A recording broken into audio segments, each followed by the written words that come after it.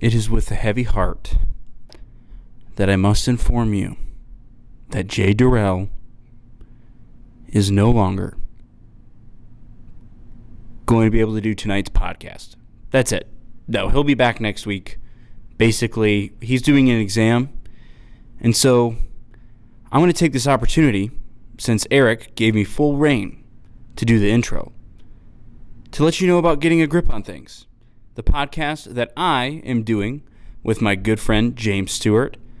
Go check it out on Spotify, iTunes, wherever you listen to your podcasts. We also just made a switch to Rumble and are releasing exclusive content there.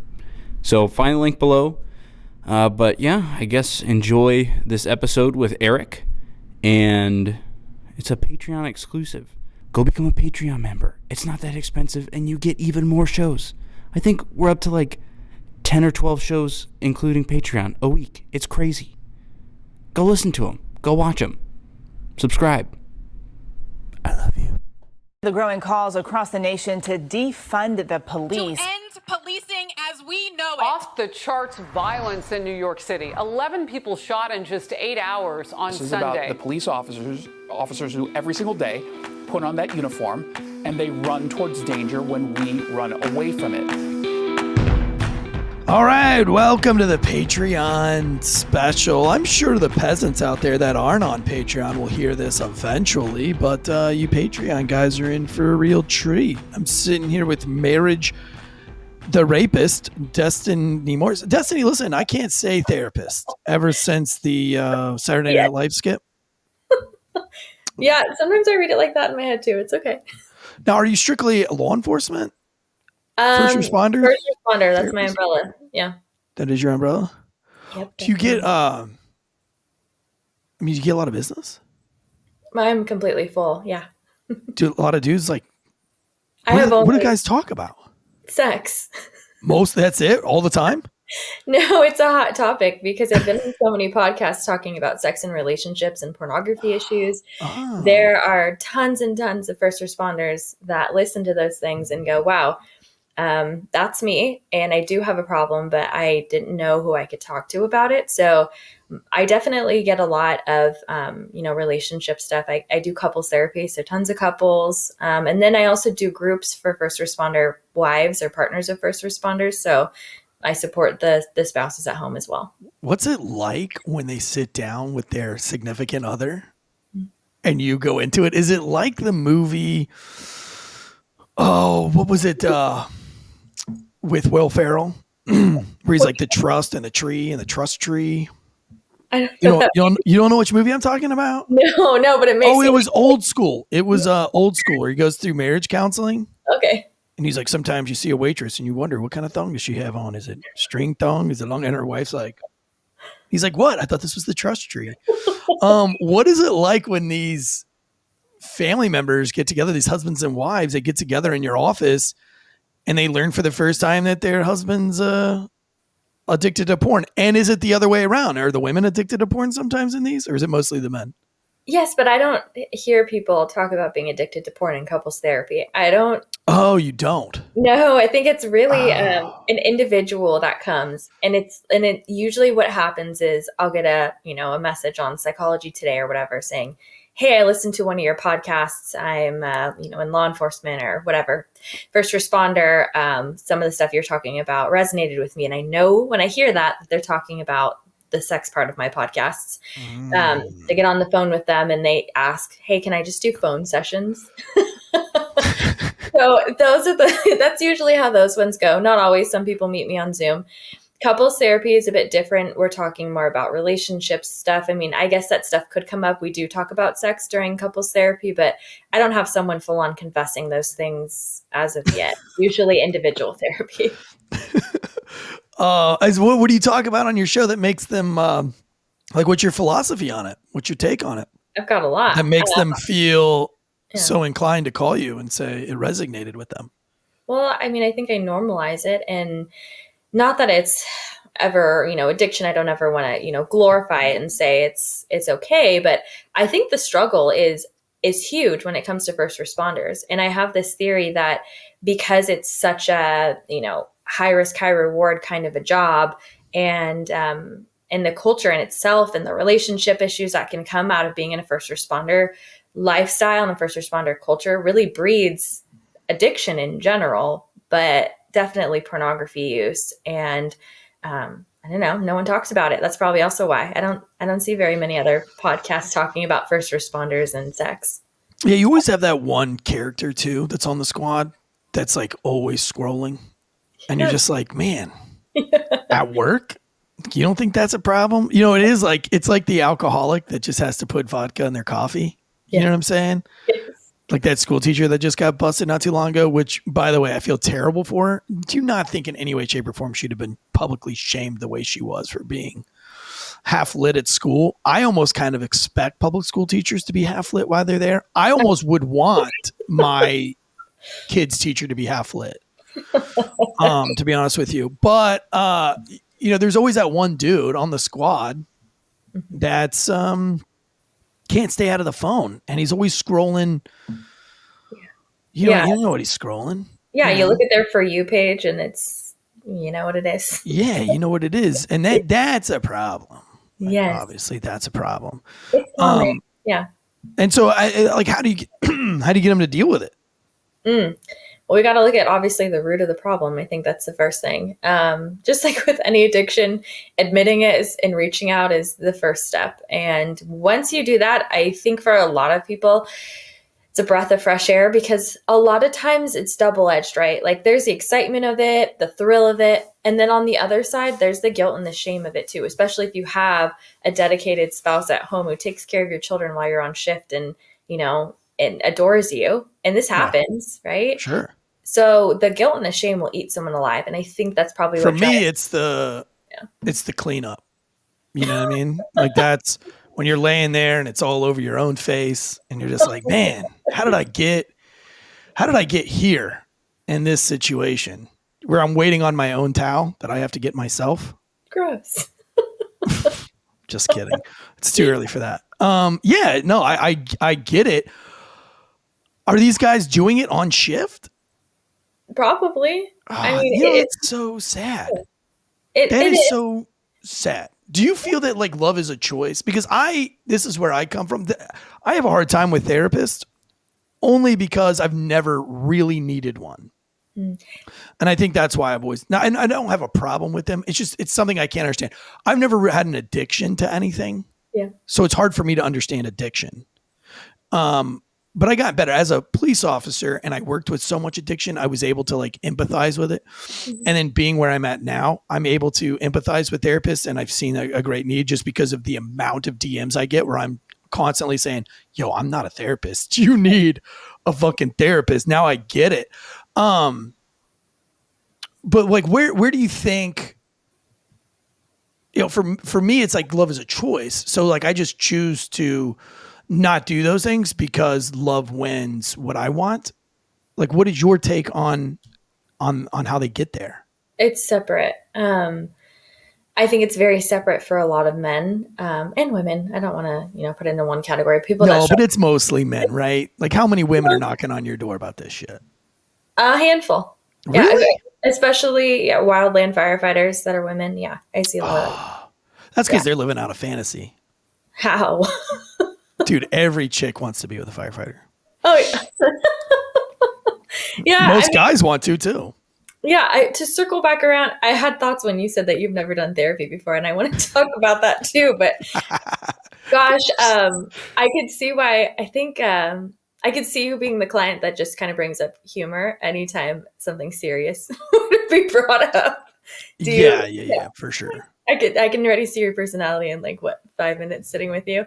I would love to have someone like you as a client, though. So if you ever want to try therapy, let me know. Anyways, I forgot your question. No, well, now my question is, you've got women firefighters banging on your door. What problems are they having? It's just because they're spending the night with a bunch of dudes and they're... No. Oh, no. Gosh, I've done so many podcasts on this.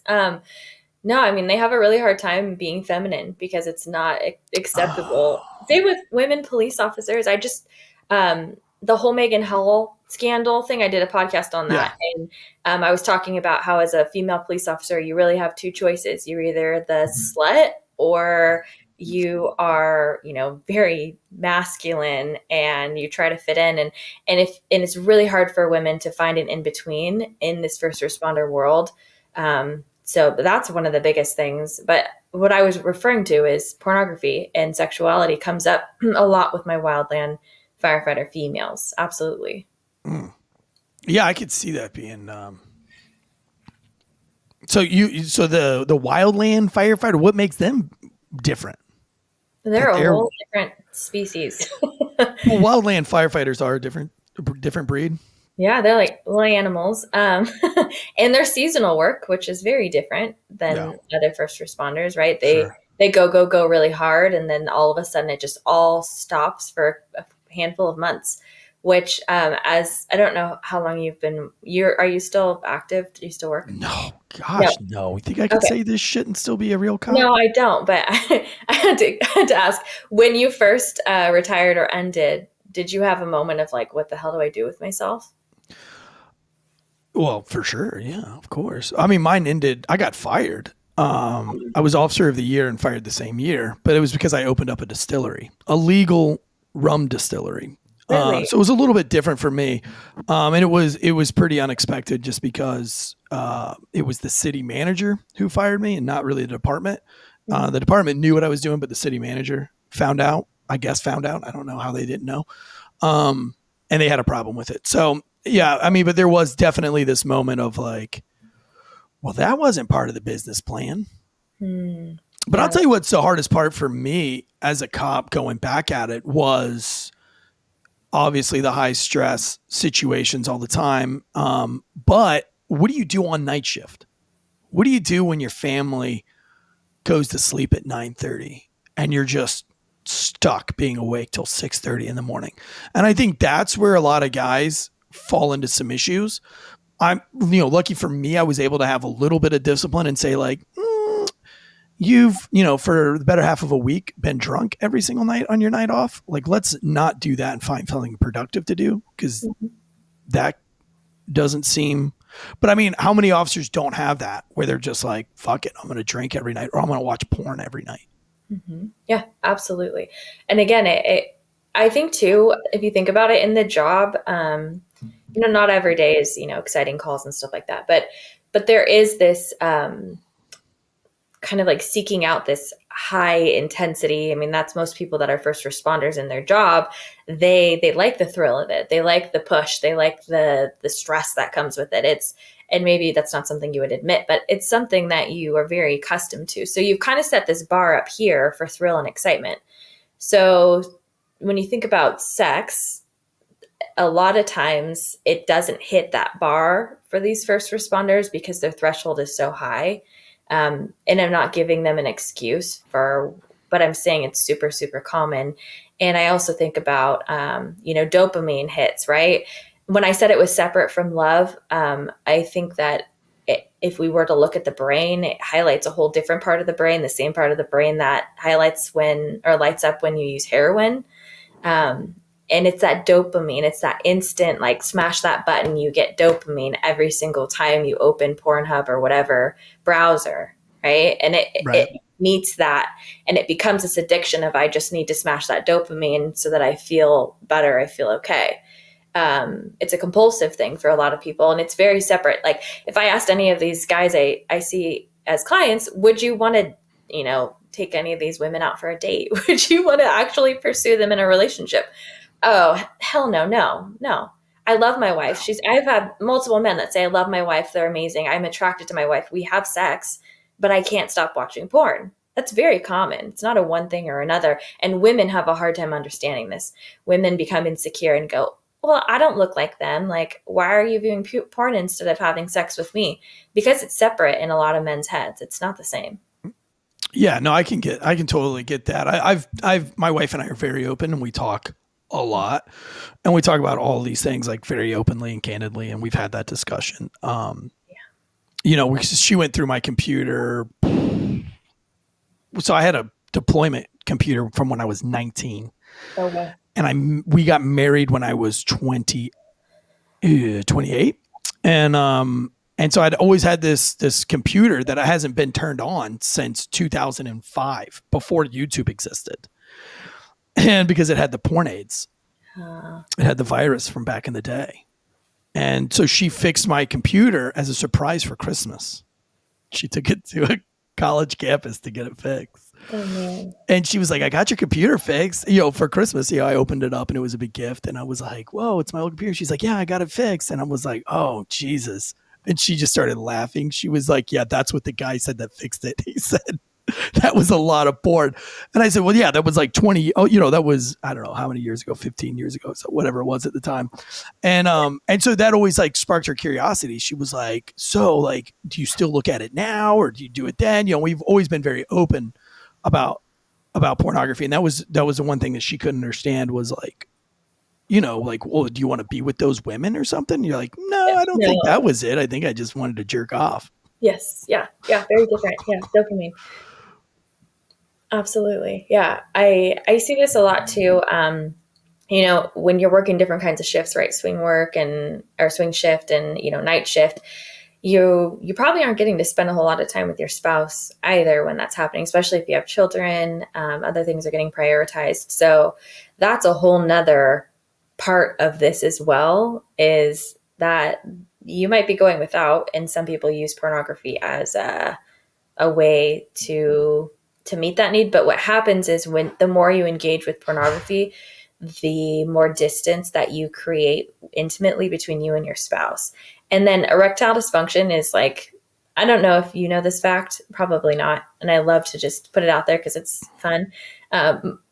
Erectile dysfunction is super common with first responders for lots of reasons, but that's definitely one of them. And that's what I get a lot is guys who are like, well, when I have sex with my wife, I can't come or I can't get going. And it's because you've got this threshold up here that says this is how you get turned on.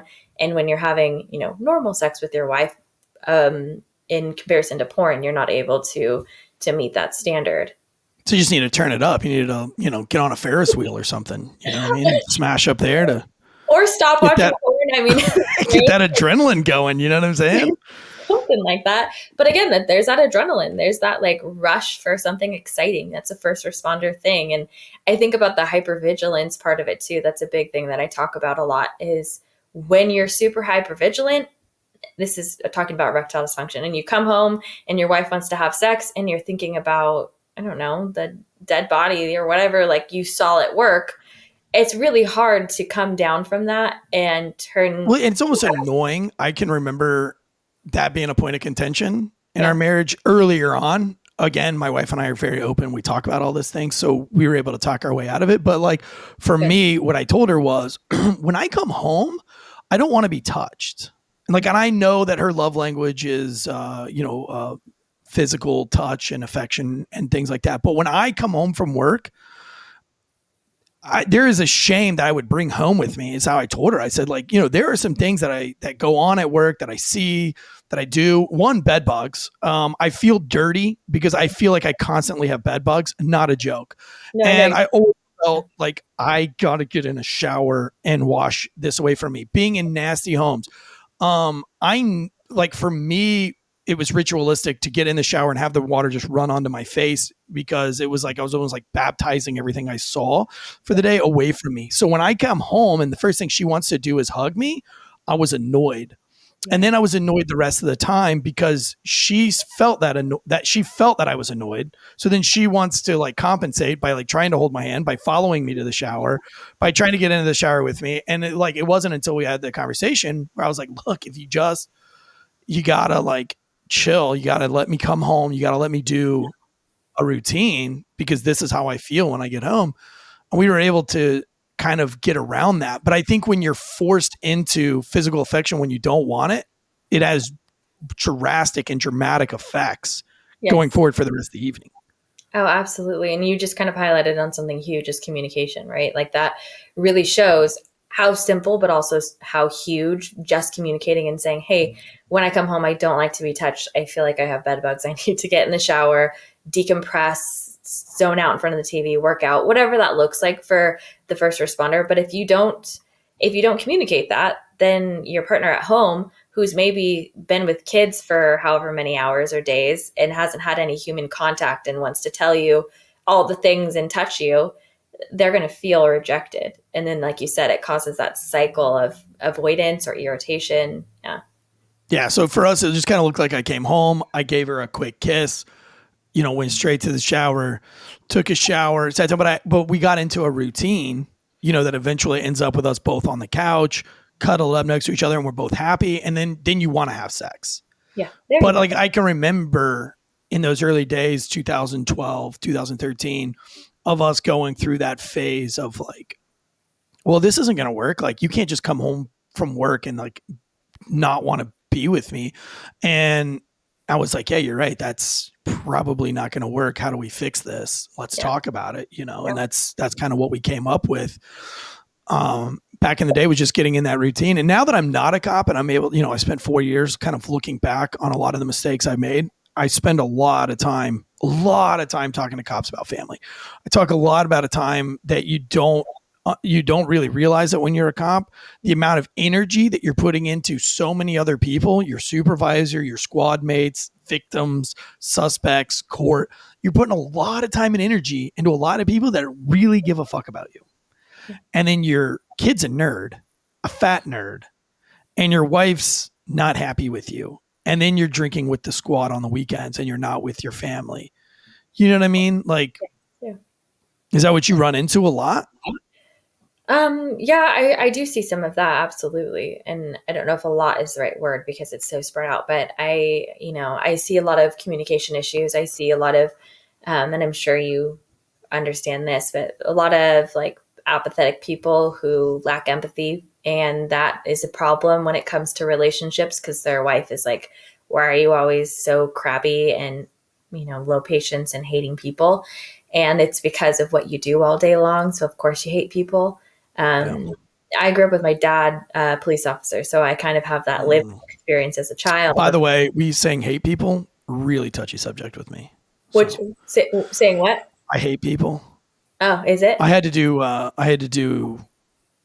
a lot of anger management because I got caught in an audit talking on the phone and saying, this is why I hate people.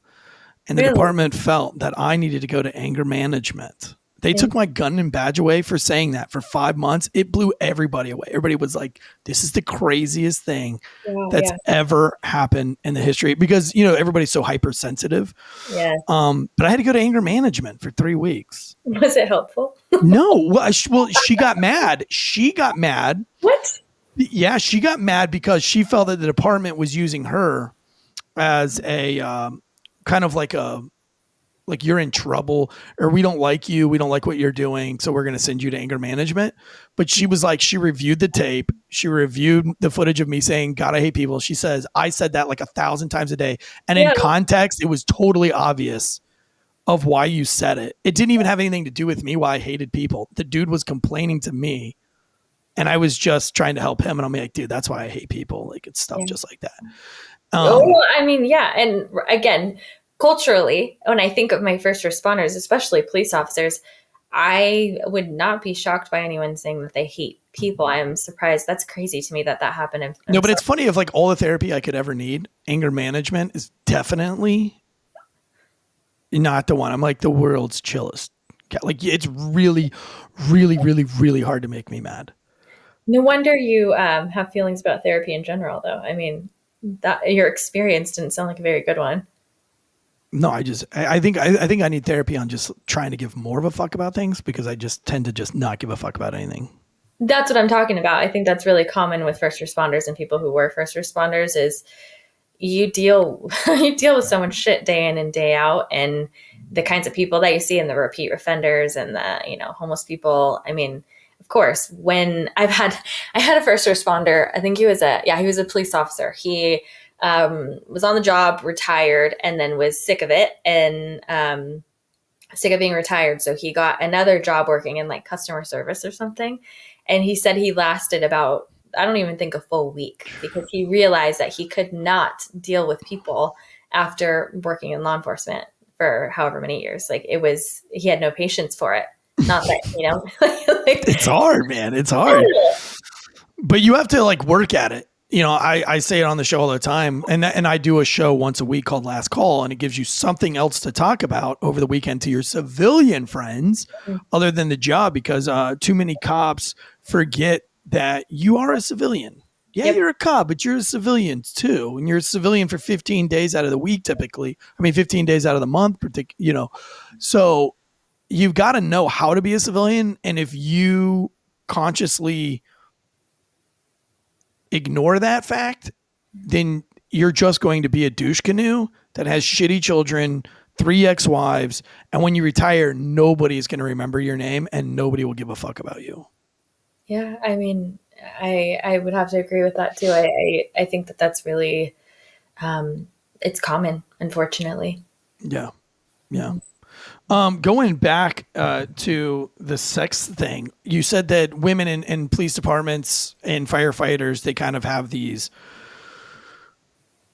options, right? You can either be the squad whore, you can be the squad tomboy, as I see it, like the one that's always competing with the men. So it's constantly a competition, whereas the dudes do compete with each other. But I feel like the girls, like you always have that one girl that's competing with everyone. Yep. And that's crazy. And then, and then you maybe have the girl, you might every once in a while have that one girl that kind of gets her shit together. And figures it out, but it takes time. And every one of the girls that I've ever worked with, and I've worked with some great ones. My partner was a chick. She's amazing. She's awesome. We're still friends to this day. But I think it takes like probably 4 or 5 years to figure it out.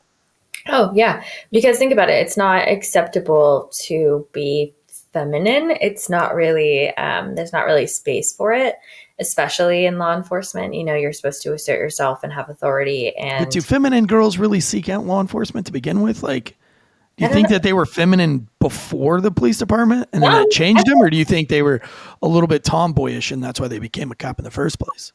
I think both. I've definitely seen some. I'm thinking more, for as far as like firefighters go too. I've seen, feminine women or, and I think too, like, even if you're a tomboy and that's, your thing, you're still a woman. You still have femininity, and I think that it's hard for these women to tap into that because it's not acceptable in the workplace. And you kind of have to, my dad had a name for it and I can't remember what it is now. It was rude, but basically like these women are trying to rev up all of the masculinity that they have in order to fit in or to be seen as one of the guys. And because they do that so often when they come home to their partners, it's really hard for them to tap in and be nurturing and, all the things that we think of that are feminine, soft, Yeah. My partner, she's not a cop anymore. And she left law enforcement. Now I do have another friend and her husband is like a PA or something. And and they're great. They seem great, at least. I think they're great. You never know what's going on behind closed doors, but I've always wondered how that dynamic works because she was very much an authoritarian style cop. Like, I'm not scared of anything. She worked in the ghetto, get up against the wall, doing all the things. And her husband was like full blown. He was a flight nurse. So we used to call him the flight fairy. But he was very much the opposite of her, but they're great together. They are great together. But I always thought, man, that's gotta be hard for him to be like, well, how was your day, honey? But I guess if he's harvesting organs and shit, he's got a lot to talk about too. Yeah. And really, do you come home and talk about harvesting organs though, or do you keep that to yourself? Ooh, good question. I don't know. Well, we always teased him about harvesting organs because that's what he did. Yeah. Harvest organs for, what do you call that? Donor cards. Yeah. Like his whole job in life was to fly around and check that donor card. Yeah. Very real. My dad worked for the coroner's office and I know that wasn't really stuff that he ever really brought home, but I do remember, speaking of like dark humor, I do remember a lot of the dark humor I grew up with is probably what prepared me to be a first responder therapist because I sit with, gnarly things all day long and we use humor and dark humor to cope with it. I'm sure you do too. No. No. No. Really? I never use dark humor ever. Of course I You're do. like, really? Like, that's My whole life is a fucking weird. dark comedy. That's real weird. And the world's repaid me by giving me 5 children. There you go. There you're going to use that coping mechanism for sure. Talk about dark comedy. Try being this guy with 5 fucking kids. Yeah, that's my wife loves them. My wife loves having them. I hate when people are like, get off of her. What are you doing to her? And I'm like, are you fucking serious? Like, you don't think that you think I'm raping her into having 5 kids? Like, you don't think for one second that maybe she just wants to have sex with me all the time and kids are a result of that? You know what I'm saying? Like, trust me, it's not me.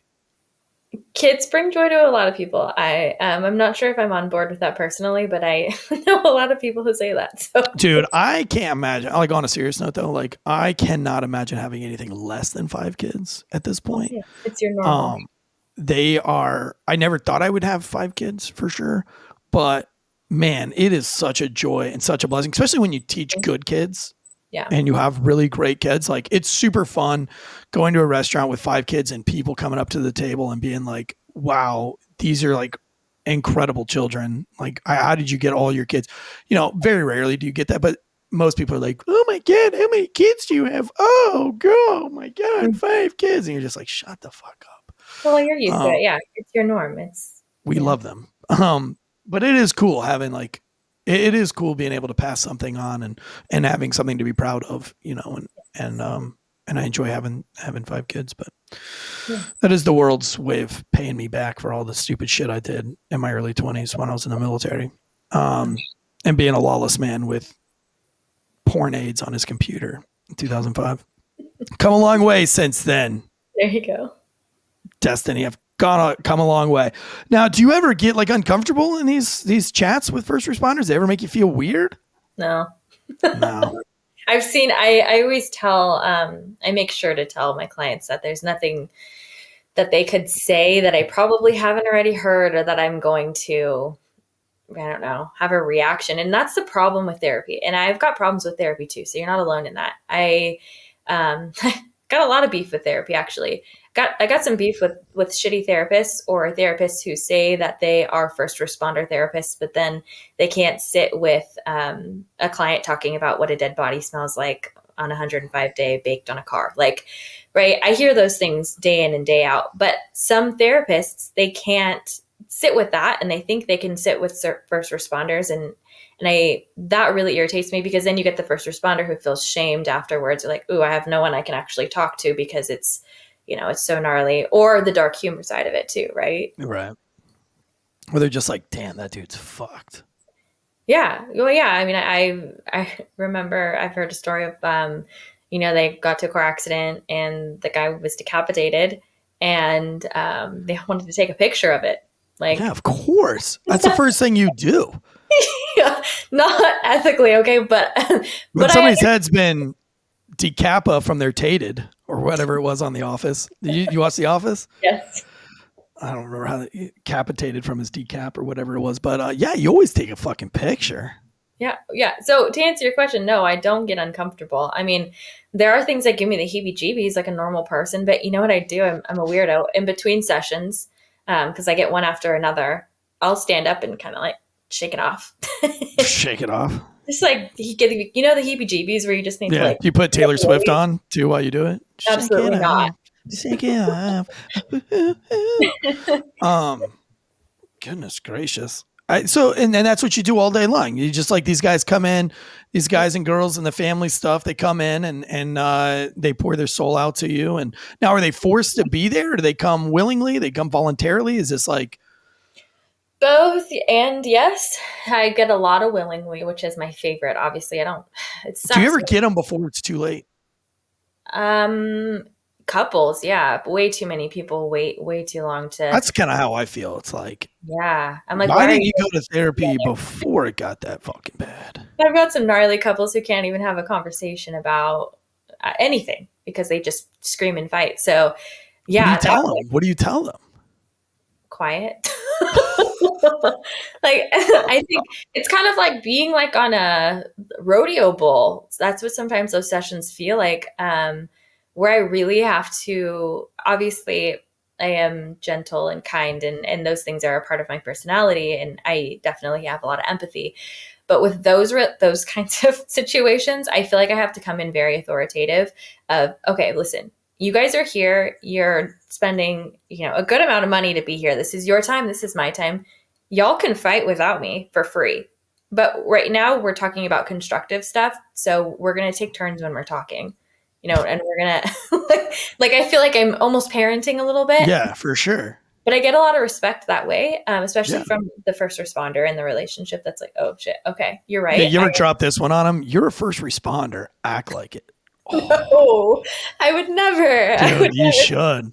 I pull that one on gang members all the time, where they'll be like sitting, they'll be like, can I get up? My legs are falling asleep. Can I uncross my legs? There's ants going on me. I'd be like, dude, aren't you a blood gang member? Act like it. That's a good And they're one. always like, oh. And I'm like, I'm just saying, dude. I like to think that my gang members are tough and that ants aren't going to bother them and that your feet aren't going to fall asleep when you're crushed. And that always shuts them up. They never like fight back. They're always like, all right, okay. Like, I feel like if you said that to a first responder, be like, well, then I would get the negative thing that I'm wanting, right? Like, or the opposite of what I'm wanting. Oh, damn. I don't want them to man up and, become this like hardened thing. Like, that's the problem in the first place with their relationship, is that they have no empathy or understanding or space for their partner's feelings or emotions. Like, now, what do you say about, like, you ever had this one come across your desk? Why is it that in all the first responder culture, there's so many fucking swingers? I think that goes hand in hand with infidelity in first responders. Yeah, for sure. There's so much of it. Yeah, because like I talk about it on the show all the time, that we almost glorify, dude. Like we preach, we talk about integrity forever. There's a $1 bill that's been sitting at the North District Station for like 20 years. And they've had pride that this dollar has been sitting in the same spot for 20 years because nobody knows whose dollar it was. So nobody touches the dollar. And it's like this, it's become this like this sign of integrity and the department. And so there's change on like all the tables across all of Raleigh, North Carolina, and all these stations, because no cop wants to touch what's not theirs because integrity is such a big deal. However, we'll all go out, and that one dude that's married with 3 kids will go out and cheat while we're there, and nobody will try to stop him. And in fact, we'll all be in the locker room and be like, yo, did you smash that waitress last night? You know what I mean? Like, it's like we throw integrity out the window when it comes to infidelity. Like, it's almost seen as a rite of passage. And I always hated it. I've always hated that. And there's a stigma there. I was just talking about this last night in my first responder partner group. There's this, stigma. If you're on TikTok, there's those lawyers that come up on TikTok saying the top people who are cheaters in divorce are, law enforcement, police officers, firefighters. Like, they're always at the top of the list. And I don't think it's the job that breeds that. I think it's the job that attracts that. That's my theory. Really? Think about you think it attracts that? Oh, absolutely. This job is anyone that really wants to have their ego like boosted and, and I'm thinking at the beginning of the job, not when you get into it and you realize what it actually is, but right. at the beginning when you're like, oh, the guns and the uniform, and like you want to, I'm thinking of like the 18, 19-year-old guy that's like, I'm going to be a first responder. Yeah, like wants to be a cop, like more than anything. Yeah, I feel like these jobs tend to attract that personality type, the more narcissistic personality types. And those are the people that are probably going to cheat anyways. So I really think that is a part of the stigma. The other part of it, and I think the more realistic part too, is like, feeling misunderstood or not understood by your spouse when you come home, where you're not able to talk about things. And these are the people that I see that cheat with the dispatcher. You know what I mean? Oh man, we just did a show not too long ago where a cop got caught looking at porn in his car because he accidentally keyed up the microphone. And so I played the audio on my phone. Yeah. On the microphone, and it was like, so I own a distillery, and a girl came to my distillery and she's like, so I listen to your podcast. I'm a dispatcher. And that voice you played from the cop watching porn on your thing, that was not porn. That was me. And I was fucking him at a gas pump. And I was like, what a disclosure. what? And it was a whole thing. I think that cop's since been fired and she has moved, but it was wild. And then she started telling me and showing me conversations and messages with other cops that are married that I know in her phone. It was the wildest thing ever. I was like, yo, this is crazy. Yeah. That this happened. So when you said like dispatcher, like that's a real thing too. No, it's a real thing. And I think I hear a lot with people that actually they're not just fucking dispatchers. They actually have a relationship with them. They'll say like, well, I felt more understood, they felt more understood than my wife was able to about, what I see and do at work, because they're within the culture where your spouse most likely is a part of the culture, but not the part that you're in, where you're living it day in and day out on the job, where dispatcher does as well. So I was always wondering why so many cops hook up with dispatchers on the side, because you're right. Like tons of dudes cheat on their wives with dispatchers. And I've always wondered, and I always thought it was maybe because like it's a female voice and you've fallen in love with the voice, not the person. That's interesting. Theory. Yeah, but like it makes more sense the way you put it though. Yeah, I mean, it makes sense. That I guess that too. And also maybe, you see that person day in and day out, so you become closer, have trust with them. We never saw the dispatchers. We'll hear them then. Yeah. Yeah, you just hear them all day. And it's like, I always thought like, do these guys just like make up what she looks like in their brain and they fall in love with this voice, No, but it makes more sense from a studied therapist that, they hear the same issues and things like that. Now, what do you tell cops? What do you tell family relationships of cops? Because I have seen, and I've worked with cops who have fixed their marriage. They've listened to some of my shows where they get me on my soapbox preaching. I'm a real big preacher on family first values. I am a dirtbag on the, I cuss, I swear, I say a lot of things, but one thing I do hold true to is I love my wife more than anything. I always preach about talking, never disrespecting your wife in front of other people, treating your wife truly like she is a queen, and spending and putting that time and energy into your kids. So I get a lot of cops that message me and it feel like they've recovered from, they'll be like, yo, I cheated on my wife. I've been cheating on my wife. And when I heard you talk the other day on your show, it made me feel really bad. And you're right. People do celebrate me. Like, how do you, when you have people sitting in front of you, families, like, do you see a lot of them fixing it or coming back from that? Or is it mostly just over? Both, and I think this goes back to your other question of, is it men or people that are, supposed to come to therapy because their wife is dragging them there or because they actually want to? So I get the couples, and those are my favorite to work with, obviously, who want to be there and they want to work on their relationship, and you can come back from that. Yes, it's not easy at all. I would never tell a client that it's easy to do that, but it takes a lot of obviously building trust up again and dealing in processing. But I've also seen a lot of first responders that are like, it happened, get over it, to their spouses. And I'm like, that's not very fair. You made your bed, now you got to lie in it, buddy. And those are my more difficult clients that I see, because they have lied to themselves in their head saying it wasn't, just a one-time thing, or it was just a few years and I'm done with it now, so no one should be talking about it anymore. To me, that's a big avoidance. You're avoiding what you did and how it's affecting the people that you love in your life. So I do get those too. And they're difficult to deal with. Yeah. I mean, I've always told my wife that I'm not above cheating on her. I'll never say that I have never done it, but I don't think I'm above it. I think any guy can be tempted, but what really keeps me from doing it is knowing that I cannot lie. Like, I'm the world's worst liar. I am an open book. Everything about me is out there. So if I did cheat on her, she would know, because I would come home and I'd be like, yo, I kind of fucked up. You know what I'm saying? So like, that's what makes me never do it. Even though I'm traveling constantly and everything, like it's not even really on my brain, because I'm like, well, yeah, I could probably, run some moves on that waitress right there. But 45 minutes later, I'd be having a terrible conversation with my wife, and I don't want to do that. So I don't do it. Yeah. That's what I was talking about earlier, is that guilt and shame that people sit with when they're in this they do it, and then they sit with it and they're like, oh gosh, like what did I do? Right.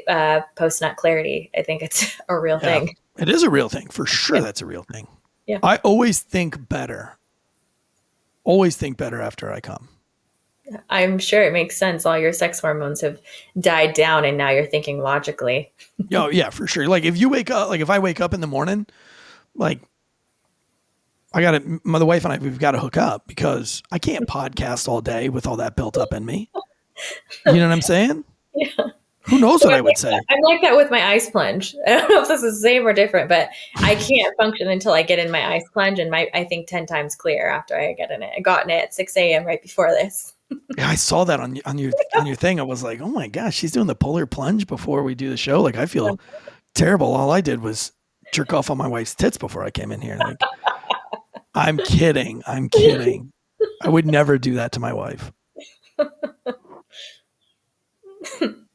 Yes, I would. Of course I would. That's why she married me, for things just like that. What are give me, like, I know you've got limited time and you got to go on another show.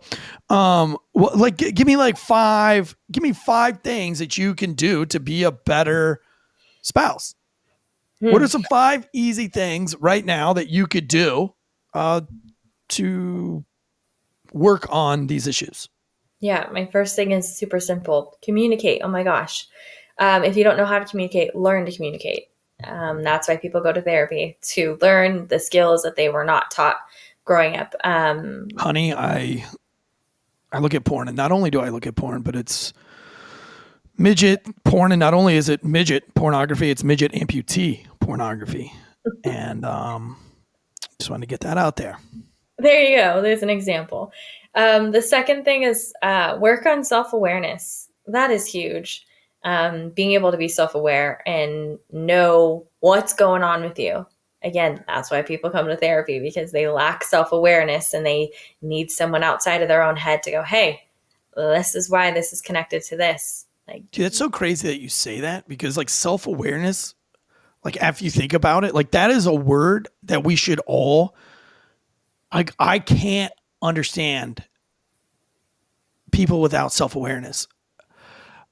We could all be better at it, but I think you're right. Like, I think that's that should be like the number one thing. I think it's self-awareness. It's like, how do folks go through and do all these things and not talk to themselves about it and understand and convince themselves or have the conversation with themselves that it's a problem? Like I have that conversation with myself all day, every day, and I'm barely functional. Yeah. Yeah, it's a big one. I think it's huge, and it would change a lot of relationships if we had more self-awareness. The next one is others awareness, right? Be aware of your spouse. Learn how to read her body language. That is such a big thing. And I do this with my couples all the time. It's real uncomfortable for them. You asked if I ever get uncomfortable in session. No, but I probably make all my clients uncomfortable at some point or another, because therapy is uncomfortable. And I talk about it openly, like, this is going to be uncomfortable. I'm going to make you do something weird.